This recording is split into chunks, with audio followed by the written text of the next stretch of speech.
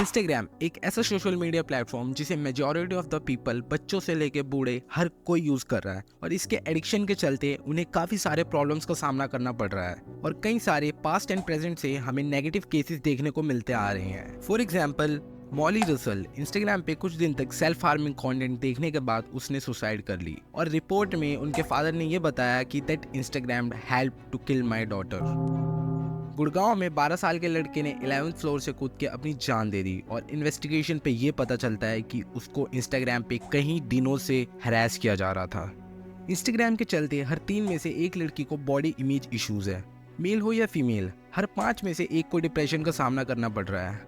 आज इंस्टाग्राम पे fair and acne free skins को देखकर हमें काफ़ी ज़्यादा एंग्शियस और इनसिक्योर फील हो रहा है और धीरे धीरे ये हमारे माइंड पे कितना डेंजरस इम्पैक्ट लेकर आ रहा है ये चीज़ हम सोच भी नहीं सकते।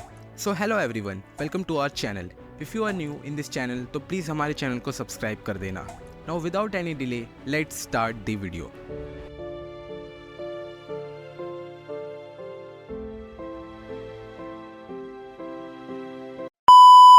सो इनिशियली इंस्टाग्राम की शुरुआत 2010 में केविन सिस्ट्रॉम और माइक क्रीगर ने की थी एंड पहली बार इंस्टाग्राम बनाने का आइडिया सिस्ट्रॉम को आया था जब वो स्टैनफोर्ड यूनिवर्सिटी में अपनी पढ़ाई कर रहे थे। और जब इंस्टाग्राम इनिशियली बना था तब वो सिर्फ iOS के लिए ही लॉन्च हुआ था, यानी वो सिर्फ iOS को ही सपोर्ट करता था, वो एंड्रॉयड के लिए लॉन्च नहीं हुआ था। सो सिस्ट्रॉम ने लोकेशन बेस्ड पहला सोशल नेटवर्क क्रिएट करा और उसका नेम उन्होंने बर्बन रखा, which allows users to check in it location, post their photos and share it with their friends. हालांकि जो बर्बन था उसका इंटरफेस काफ़ी ज़्यादा टफ था यूजर्स के लिए, वो उसको ढंग से समझ ही नहीं पाते थे। इसलिए फिर बाद में सिस्ट्रॉम और क्रीगर ने डिसाइड करा कि वो बर्बन को सिर्फ एक फोटो शेयरिंग ऐप तक ही सीमित रखेंगे एंड देन लेटर उन्होंने बर्बन का नेम चेंज करके इंस्टाग्राम रख दिया, जो कि इंस्टेंट कैमरा और टेलीग्राम इन दोनों के नेम को कंबाइन करके रखा गया था। और जो इंस्टाग्राम का मेन कॉन्सेप्ट था वो ये था कि to allows users to take photos with their mobile phones. और फिर इंस्टाग्राम ने धीरे धीरे फोटोज लेने के साथ साथ उसमें टाइम टू टाइम फिल्टर्स भी ऐड करना शुरू किया, जिससे कि यूजर्स ने अपने फोटोज में उस फिल्टर्स का यूज करके अपने फोटोज को काफी ज्यादा इनहेंस करा। तो जैसे कि आप सब जानते हो कि इंस्टाग्राम को इनिशियली iOS के लिए लॉन्च कराया गया था इन ईयर 2010। सो इस मूव की वजह से with in a short period of time Instagram ने काफ़ी ज़्यादा पॉपुलैरिटी गेन कर ली थी और इसका इंटरफेस जो था वो बर्बन की तरह इतना कॉम्प्लेक्स और हार्ड नहीं था। इसके इंटरफेस को काफ़ी ज़्यादा सिंपल रखा गया था, जिसकी वजह से हर कोई इसे इजीली समझ भी पा रहा था, यूज़ भी कर पा रहा था और इसने अच्छी खासी पॉपुलैरिटी भी गेन कर ली थी। और इसकी इसी पॉपुलैरिटी को देखकर और अप्रैल 2012 में फेसबुक ने अप्रॉक्स $1 बिलियन में इस कंपनी को एक्वायर कर लिया। Despite the acquisition, Instagram operated as a separated entity which allows user to share their photos on other social media platform जैसे कि Facebook, Twitter etcetera etcetera. And फिर Instagram ने over the years अपने features को और भी ज़्यादा expand किया, जैसे कि वीडियोस पोस्ट करना, स्टोरी शेयर करना, IGTV, live streaming etcetera etcetera. And now Instagram has become one of the most popular social media platform around the world with millions of active users, which allows users to share their photos, videos and connect socially with their friends. And Instagram ने काफ़ी सारे tricks and ideas use करे जिससे कि वो अपने users को उन ऐप के अंदर ही बनाए रख सके। आपने देखा होगा कि जो इंस्टाग्राम पे लाइक का बटन है वो रेड हार्ट शेप का ही क्यों होता है, और हर एक लाइक पे या फॉलो पे या किसी भी नोटिफिकेशंस पे तो इंस्टाग्राम इंस्टेंटली नोटिफिकेशन क्यों भेजता है। और अगर आपने ध्यान दिया होगा कि आपके फीड में उन लोगों की भी प्रोफाइल दिखाई देती है जिनको आपने फॉलो तक भी नहीं करा होता है। Well, here is the truth. So Instagram आपका एक सोशल प्रोफाइल क्रिएट करता है, आपके एक्टिविटीज़ ट्रैक करता है और उन एक्टिविटीज़ को ट्रैक करके आपके फ़ोन का एक्सेस लेके आप जैसे जैसे यूज़ करते जाते हो इंस्टा का एल्गोरिदम उतना ही स्ट्रॉन्ग होता जाता है और इंस्टाग्राम के पास आपका डेटा आ जाता है और इसी डेटा का यूज़ करके और इसी रीज़न की वजह से Instagram algorithm get more powerful. अगर आपको एक और शॉकिंग फैक्ट बताऊं तो इंस्टाग्राम आपके स्क्रॉलिंग स्पीड को भी ट्रैक करता है।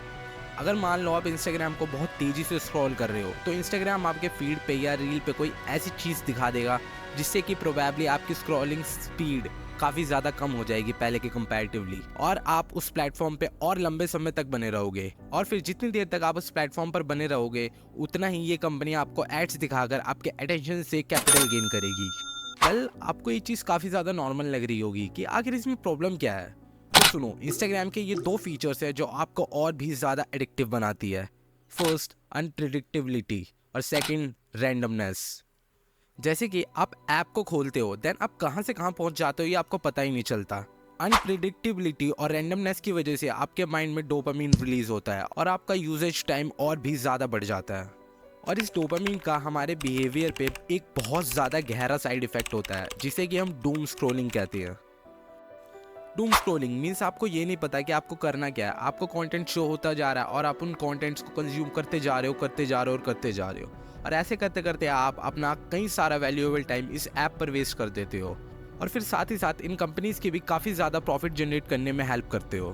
और इस चीज़ का इफेक्ट टीनेजर्स और बच्चों पे काफ़ी ज़्यादा पड़ा है। फॉर एग्जाम्पल, अगर आप उन टीनेजर्स या उन बच्चों से पूछोगे उनके करियर या फ्यूचर प्लान्स को लेकर, तो जो ज़्यादातर टीन्स अपना वैल्यूएबल टाइम उन गैजेट्स के आगे वेस्ट करते हैं, उनमें से मेजॉरिटी ऑफ द का सेम आंसर होगा कि that they want to be an Instagram influencer और यूट्यूबर और esports player etcetera etcetera चीज़ें। और इन चीज़ों में उन टीन्स या उन बच्चों की गलती नहीं होती, क्योंकि उन्हें जो चीज़ दिखाया जाता है, बताया जाता है, वो उसी चीज़ को सच मान लेते हैं। इसको अगर हम एक और एग्जाम्पल से समझते हैं तो ज़्यादातर टीन्स या बच्चों का गोल इन्फ्लुएंसर या इन जैसी चीज़ों का बनने का क्यों होता है? क्योंकि इन चीज़ों के पीछे उन प्रोफाइल्स का हाथ होता है जिन्होंने अपनी स्ट्रगल फ्री और हसल फ्री लाइफ को ना दिखाकर उन बच्चों को मोटिवेट करा कि तुम भी हमारे जैसे आसानी से बन सकते हो और फिर तुम्हारे पास भी वही फेम होगा, वही पैसा होगा, वो सब कुछ होगा जो हमारे पास है। फेम होना, पैसा होना, इन सब चीज़ों में कोई बुराई नहीं है, बट उनको मैनिपुलेट करके उनके अंदर के एक फेक लाइफस्टाइल की इमेज क्रिएट करना और ये कहना कि तुम सब भी इन सभी चीज़ों को आराम से अचीव कर सकते हो, बट इन रियलिटी आसानी से तो कुछ भी नहीं अचीव होता। ये सारी चीज़ें बोल के उनके अंदर के मेहनत करने की और डेडिकेशन की इच्छा को मारा जाता है और ये सारी चीज़ों का रिजल्ट आज हमारे आंखों के सामने है। सोशल मीडिया यूज़ करने की कॉस्ट पैसों से कहीं गुना ज़्यादा है और वो कॉस्ट है आपका वैल्यूएबल टाइम, जिसमें कि आप अपने रियल गोल्स पे फोकस करके लाइफ में कुछ पॉजिटिव अचीव कर सकते हो। क्योंकि ज़्यादा सोशल मीडिया यूज़ करने की वजह से आपको सोशल एंग्जाइटीज़ के इश्यूज हो जाते हैं और इनमें से आपको कई सारी प्रॉब्लम्स का सामना करना पड़ता है। A state of unknown depression, इस स्टेट में आपको पता ही नहीं चलता कि आखिर आप किस चीज़ को लेकर डिप्रेस्ड हो। और दूसरी है फेक लाइफस्टाइल, क्योंकि सबकी परफेक्ट लाइफस्टाइल आपने इस सोशल मीडिया पर कई बार देखी होती है, देन आप भी ये चीज़ सोचते हो कि मैं भी अपनी लाइफ को सोशल मीडिया पर एकदम परफेक्ट ही दिखाऊंगा। इंस्टाग्राम में आपको मैक्सिमम प्रोफाइल्स में फेक लाइक्स और फेक फॉलोअर्स देखने को मिल जाएंगे, जिसकी वजह से हर कोई आज सोशल मीडिया इन्फ्लुएंसर बना पड़ा है।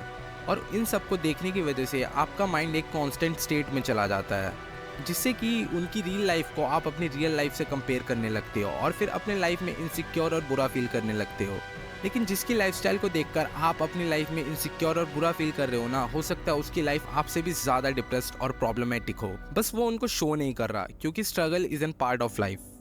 हाई प्रोटेक्टर ने रिसर्च करी थी और इसमें पता चला था कि इंडिया में 1.6 करोड़ फेक इन्फ्लुएंसर्स हैं और आप सब पागलों की तरह इन फेक इन्फ्लुएंसर्स को फॉलो करते जा रहे हो और इनको फॉलो करने की वजह से इनसिक्योर भी फील कर रहे हो, जिससे कि आपकी लाइफ में कोई फ़ायदा नहीं हो रहा, बट इन इन्फ्लुएंसर्स का और इस प्लेटफॉर्म का काफ़ी ज़्यादा फ़ायदा हो रहा है। तो अब इस चीज़ का सोल्यूशन क्या है? नहीं, मैं आपको इंस्टाग्राम कम्प्लीटली छोड़ने को नहीं बोलूँगा, लेकिन मैं आपसे ये कहूँगा कि आप सोशल मीडिया डिटॉक्स को फॉलो करो। अगले कुछ दिनों के लिए अपने आप को इन सोशल मीडिया ऐप से कट ऑफ करना स्टार्ट करो। Then plan your usage habits. एक शेड्यूल बना लो कि इतने दिन में मैं सिर्फ इतनी देर ही सोशल मीडिया या इंस्टाग्राम ऐप्स को यूज़ करूँगा और धीरे धीरे इस चीज़ को फॉलो करना स्टार्ट करो। और अगर आप इस चीज़ को नेक्स्ट 30 डेज तक फॉलो करते हो, देन प्रोबेबली आपकी लाइफ पहले से काफ़ी ज़्यादा बेटर हो चुकी होगी। कभी भी बिना सोचे समझे किसी को भी अपना रोल मॉडल मत बनाओ। और मैं एक एडुकेटर हूँ, मेरा काम है आपकी हेल्प करना और अवेयरनेस फैलाना, जो कि हमें स्कूल में नहीं सिखाया गया। मिलते हैं अगली वीडियो में।